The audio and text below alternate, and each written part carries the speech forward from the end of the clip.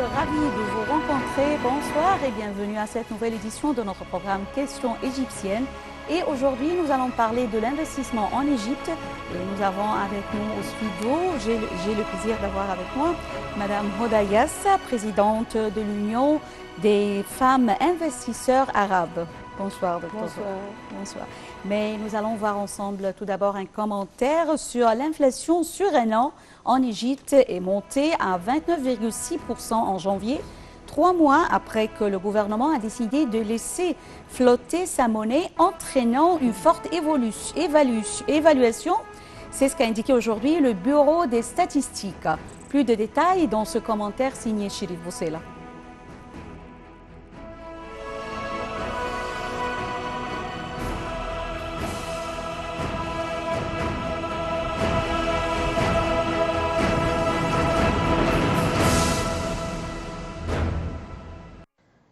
Les Égyptiens ont été touchés par une accélération de la hausse des prix depuis que les autorités ont libéré en novembre le taux de change de la livre égyptienne dans le cadre d'un plan de réforme économique lié à l'obtention d'un prêt du Fonds monétaire international. La livre égyptienne, qui était alors échangée au taux officiel de 8,83 livres pour $1, s'est affaiblie et le taux de change est monté jusqu'à 19 livres pour $1. En octobre, avant la décision de laisser flotter la livre, l'inflation sur un an était de 13,5% selon le Bureau des statistiques égyptien. D'après ce Bureau des statistiques, le prix des denrées alimentaires a augmenté de 38,6% en janvier 2017 par rapport au mois de janvier 2016. Le pain et les céréales ont augmenté de 65,5%, le riz de 86%, la farine de 75,5% et le café, le thé et le cacao de 82%. Le FMI a approuvé en novembre un prêt de 12 milliards de dollars, 10,8 milliards d'euros, sur 3 ans, après une forte chute des réserves de devises étrangères en Égypte.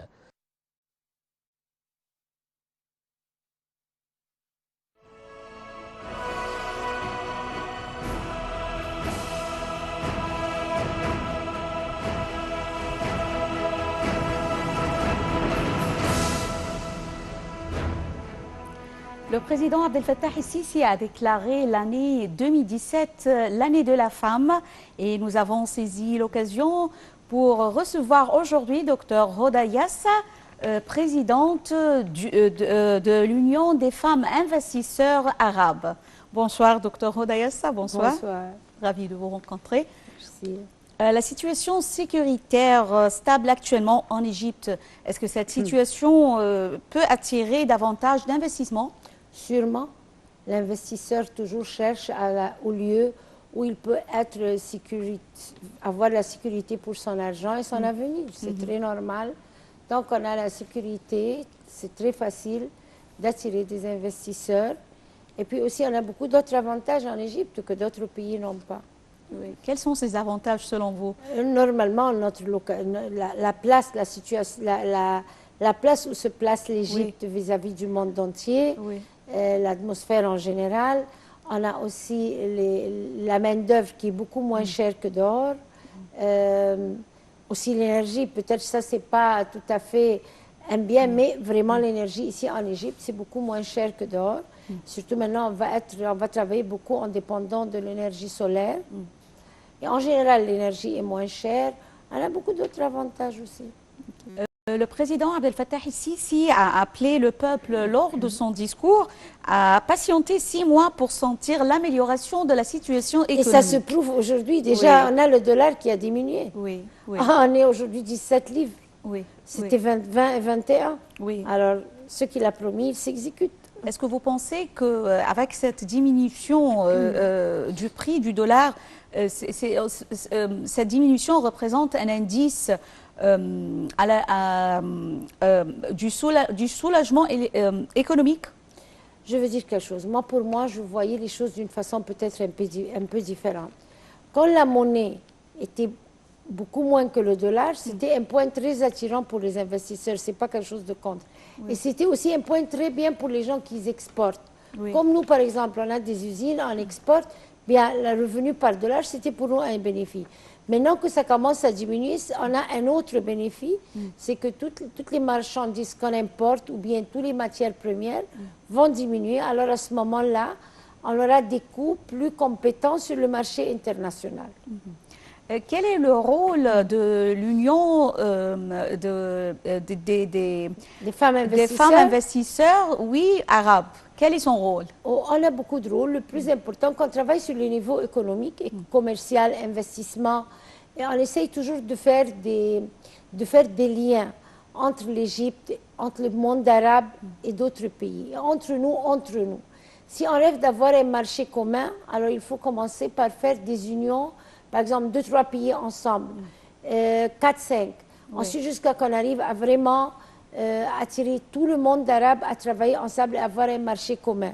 Ça ne va jamais s'exécuter rien que par la volonté des présidents, des rois, des princes. Non, ça va s'exécuter par la volonté réelle des femmes d'affaires et des hommes d'affaires.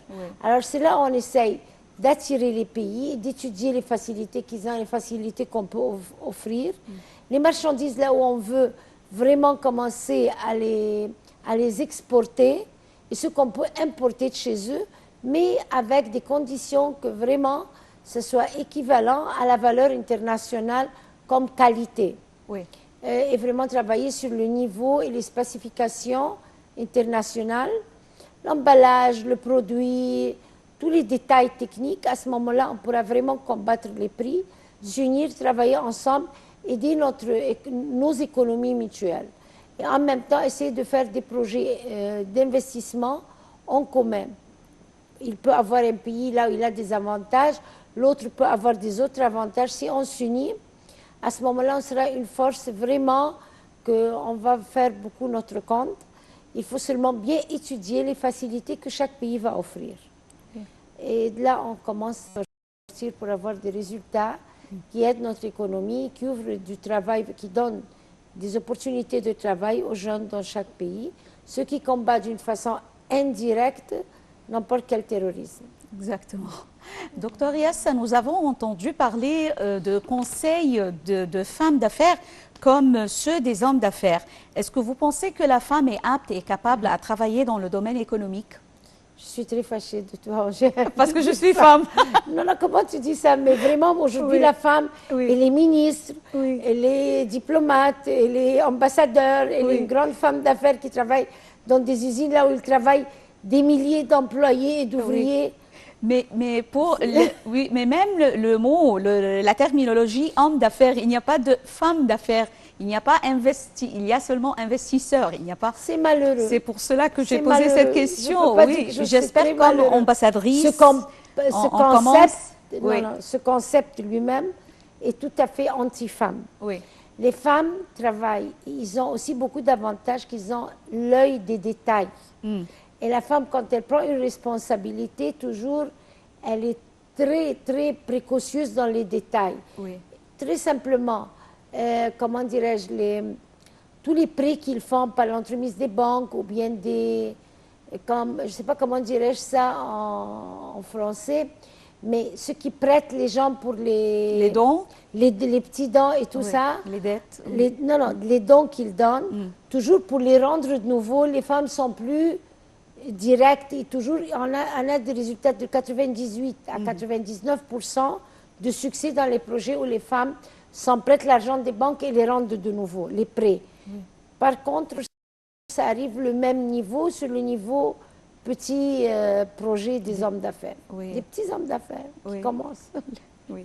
Mais, comme vous l'avez dit, parce que les femmes s'intéressent plus aux détails. Aux détails, ils ont l'œil les yeux de détail, comme les Anglais disent, eye of details pour la femme.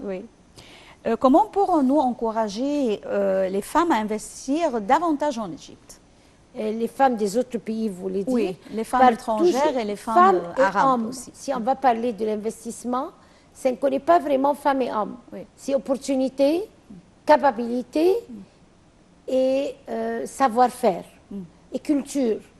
Si on a vraiment dans un pays, disons l'Égypte, on sait comment présenter les biens qu'on a, comment exposer les avantages pour attirer les investissements étrangers, arabes ou européens. C'est ça ce qu'il faut faire, c'est tout. Comment dirais-je, avoir un bon directeur de marketing, ce que toujours je dis que notre président, que Dieu nous le garde, il a vraiment un don extraordinaire. Il a changé l'image de l'Égypte, il a changé l'image de l'investissement en Égypte. Il change l'image des femmes et des hommes d'affaires en Égypte et des opportunités qu'on a.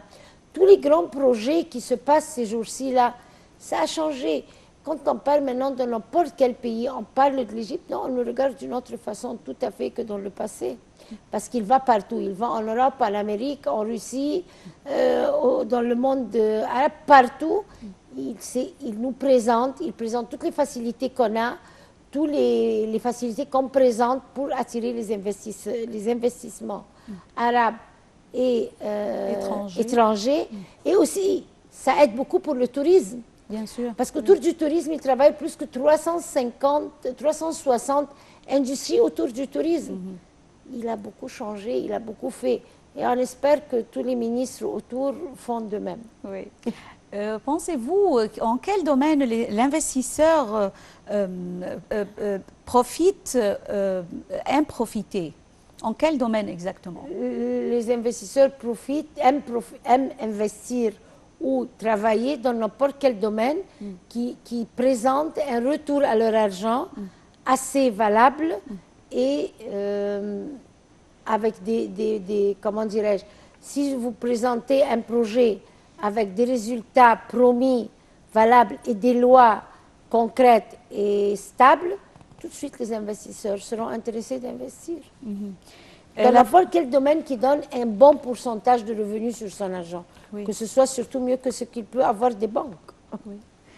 La valeur du dollar a diminué récemment, 15% devant la livre égyptienne, équivalent actuellement à 18 livres égyptiennes. 17 aujourd'hui. 17, tant mieux. Oui. Comment cette diminution est-elle reflétée sur le citoyen? Je pense que ça va prendre un peu de temps, parce que ça ne doit pas seulement se diminuer, mais ça doit être stable. La stabilité de l'argent, c'est ça que peut-être avec le temps, ça va donner un reflet ou une réaction sur le citoyen. Oui. Prévoyez-vous la baisse prochainement des prix? Non, pas prochainement. Pas prochainement. C'est mon point de vue. Ça va prendre un peu de temps parce que le commerçant, moi je suis une femme industrielle, mais les commerçants, toujours, ils ont peur. Ils ne peuvent pas prendre des risques de diminuer leur prix ou leur profit là où ils ne sont pas sûrs que ça va continuer de la même manière. Ils disent bien peut-être ça va hausser de nouveau. L'argent doit avoir une certaine stabilisation, la valeur. Ensuite, le marché va s'organiser. Comment l'État pourrait-il contrôler les prix au marché? Ah, ça c'est une question de loi. Pour moi, vraiment, c'est une question très difficile. Comment pourrait-il le faire? Ça, vraiment, je ne suis pas à la hauteur de dire ça. Mais je pense qu'ils vont mettre des lois assez strictes. D'être strict dans les lois et d'exécuter, pas seulement de faire des lois, mais d'exécuter les lois et d'être vraiment très strict. Plus on est strict, les gens se fâchent, c'est vrai, un peu au début, mais ça marche à la règle, comme on dit. Donc, vous voyez que c'est l'application de la loi. C'est très important. Oui. Quel est le juste prix du dollar devant la livre égyptienne? On ne peut pas le savoir pour le moment. Actuellement, on ne peut pas juger, ça change du jour au lendemain. Ce n'est pas le moment où on peut dire vraiment la vraie valeur. Oui. Est-ce que vous voyez que la hausse du fonds de réserve des devises étrangères de 26 milliards de dollars au lieu de 15 milliards de dollars a causé la baisse des prix actuellement? Sûrement. Sûrement, c'est une des raisons très importantes. Et une des raisons qui a causé ça, je pense, aussi les nouvelles lois qu'ils ont mis, les restrictions sur l'importation des marchandises qui ne sont pas très importantes. Oui. C'est ça peut-être qui a aidé à baisser le dollar, ce qui est très important.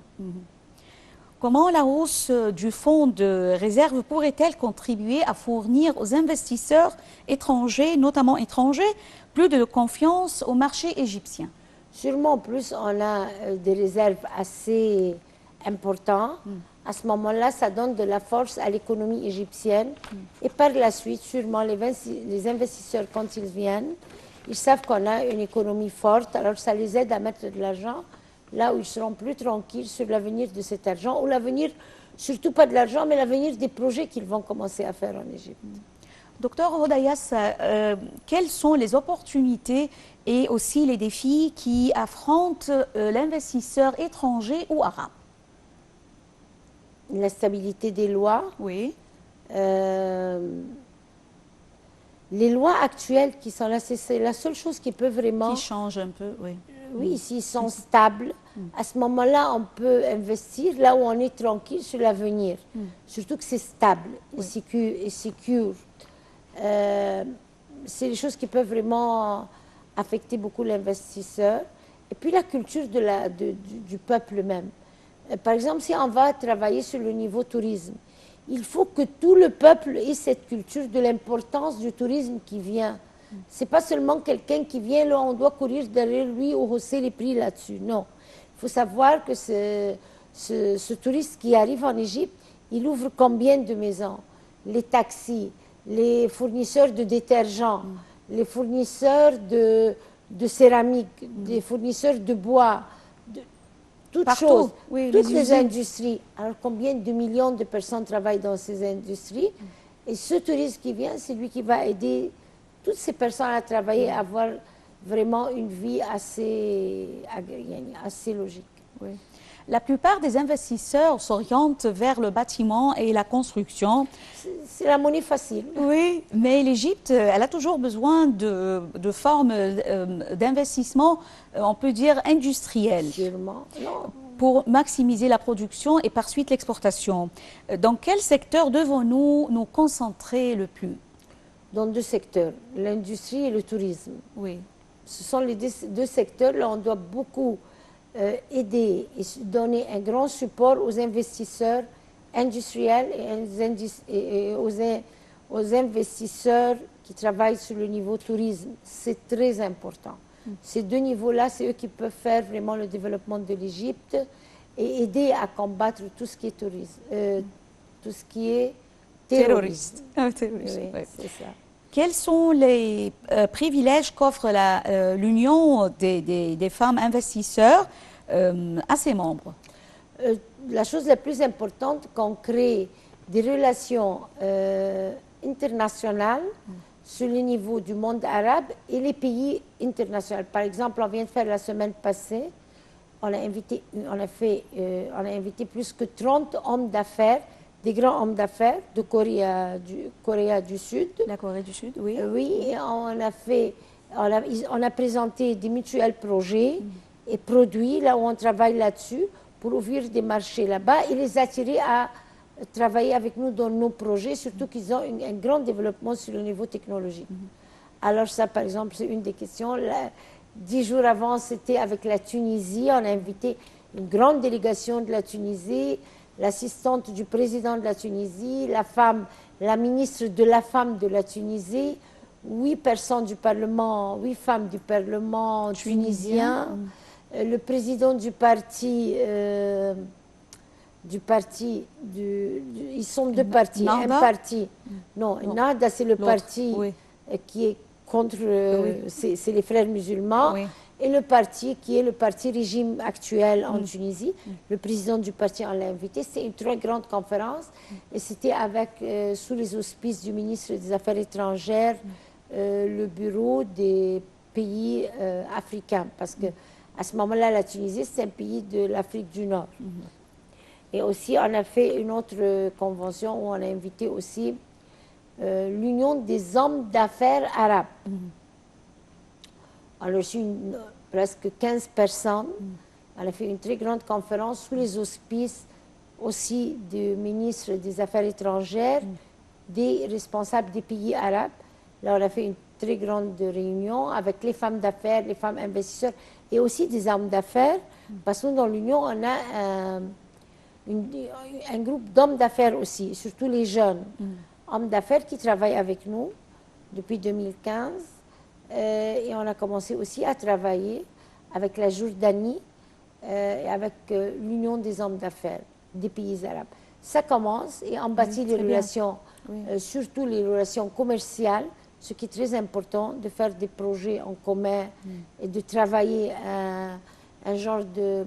entre nous, entre les pays arabes ou bien les compagnies qui sont dans l'Union des femmes investisseurs et dans les autres pays, les projets commerciaux. C'est très important, ça fait grandir toutes les usines, les compagnies, ça offre des chances de travail. Comme vous l'avez dit auparavant, deux pays, étape par étape, et puis jusqu'à arriver au marché commun. On est parti aussi aux Émirats, on a été à Bahreïn avec le prince, le premier ministre de Bahreïn. On a fait des grandes réunions avec la chambre de commerce de Bahreïn. Et voilà, on travaille sur le monde arabe et les relations internationales. Aussi, on était en Russie. On a fait beaucoup de travail à Moscou et à Saint-Pétersbourg. Et voilà, ça commence, on a ouvert une usine là-bas de détergents, désinfectants à Saint-Pétersbourg par l'entremise d'une des sociétés qui a rapport à l'Union. Et ça commence à se développer avec d'autres sociétés aussi.